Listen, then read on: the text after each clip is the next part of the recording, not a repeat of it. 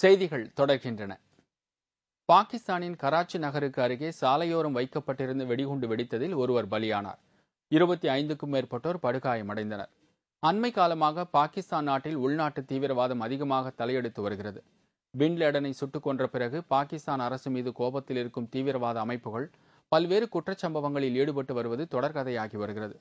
தொடர் வெடிகுண்டு விபத்துக்கள், அப்பாவி மக்கள் தாக்கப்படும் சம்பவங்கள் என தீவிரவாதிகளின் அச்சுறுத்தல் அதிகரித்து வரும் நிலையில் கராச்சி நகருக்கு அருகே சாலையோரம் வைக்கப்பட்டிருந்த ரிமோட் கண்ட்ரோல் மூலம் செயல்படும் வெடிகுண்டு வெடித்ததில் ஒருவர் பலியானார்.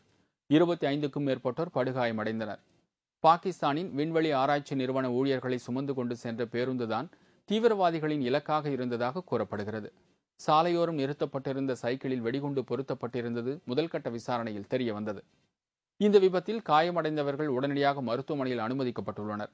எனினும் எந்த ஒரு அமைப்பும் இந்த சம்பவத்திற்கு பொறுப்பு ஏற்கவில்லை. இத்துடன் செய்திகள் நிறைவடைந்தன. மீண்டும் செய்திகள் பிற்பகல் 1 மணிக்கு. வணக்கம்.